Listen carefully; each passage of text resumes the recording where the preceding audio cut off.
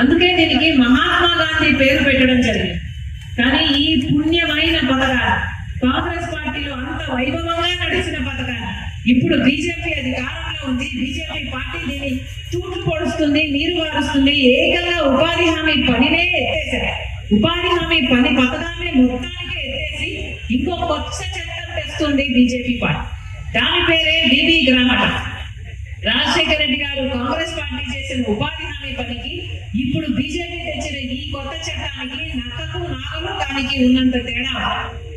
ఇంతకు ముందు పథకంలో అయితే రాజశేఖర రెడ్డి గారు కాంగ్రెస్ పార్టీ ఉపాధి హామీ పని చేసినప్పుడు ప్రతి గ్రామంలో ఏ పనులు జరగాలో ఆ పనులు చేశారు ఉపాధి హామీలు. అంటే గ్రామంలో ఒక రోడ్డు కావాలా, ఒక బావి కావాలా, లేక పూడికలు తీయాలా, లేక అంగన్వాడీకి ఒక బిల్డింగ్ కట్టాలా, ఇలా ఏ పని కావాలో ఆ పనికి ఉపాధి హామీ పనిని జోడించి ఆ కూలీల చేత ఆ పని చేయించి ఆ గ్రామాన్ని కూడా అభివృద్ధి చేసుకోగలిగారు. కానీ ఇప్పుడు బీజేపీ చేస్తున్న ఈ కొత్త చట్టంలో అవేవి ఉండవట.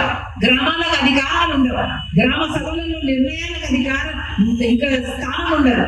బీజేపీ చెప్తుందట ఏ పనులు చేయాలి అని. అంటే ఇంతకు ముందు చట్టంలో అసలు కాంట్రాక్టర్లే ఉండకూడదు అని చట్టం చెప్తే ఇప్పుడు బీజేపీ చట్టంలో కాంట్రాక్టర్లు కూడా పని చేస్తారట.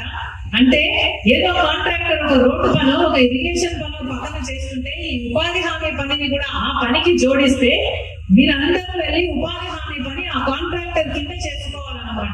ఇక కాంట్రాక్టర్ డబ్బులు ఇస్తాడో ఇవ్వడో, ఎప్పుడు ఇస్తాడో దేనికి గ్యారంటీ లేదు.